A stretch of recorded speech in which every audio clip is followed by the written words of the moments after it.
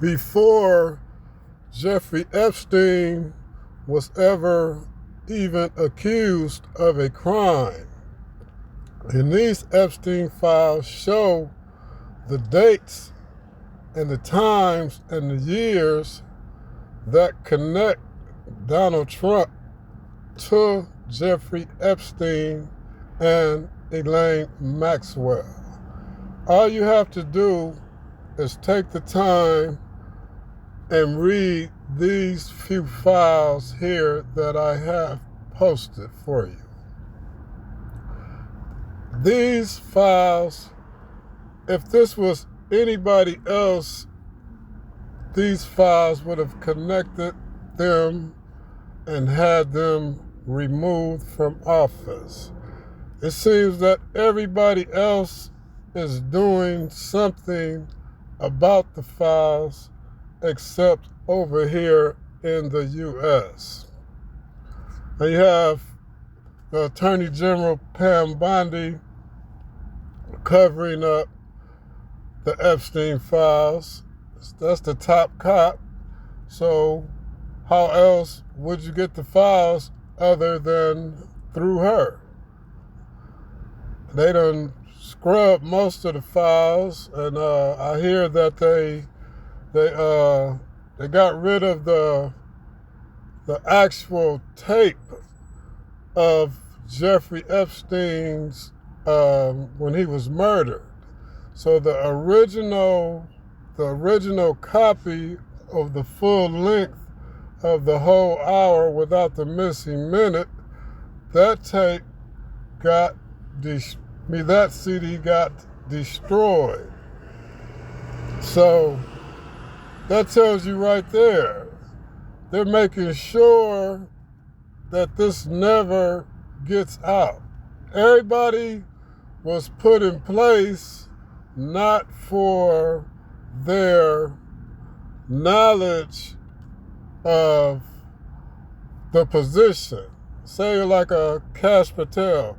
Kash Patel is put there to make sure that the video of the day Jeffrey Epstein was unalive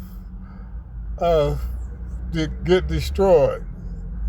Pam Bondi is there to make sure that the files never get released. So these are not people put in here to serve their actual duties. When Trump was elected, they already knew what was coming. So when you start to put people in position, you're putting people in position for what you want them to do. Now, what you want them to do, that's what determines if you get the job. So you get Kash Patel, was basically like a YouTuber or podcaster, and now he's almost a leading FBI director. So, I mean, you just have to use common sense. So, but it's more and more is coming out. But these files right here show you the times where Donald Trump had called the police when Jeffrey Epstein was, when it came out to say that he was going to be looked into for these files.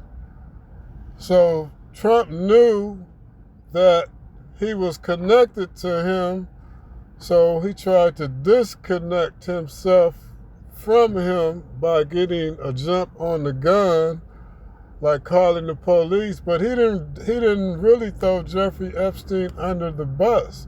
He told him that Elaine Maxwell was evil, and that's who you should look into, as you can see if you're reading these files. Take your time whenever you get a chance, if you haven't seen them, and read these files. These files are very damning. And what else did I want to say? Oh, later, when years later, when Trump called the police, that's when he was explaining that he was glad that they were going to get Jeffrey Epstein. But I just need to know, what's your opinion? What do you think about this case? And I'll get back with y'all in the next one.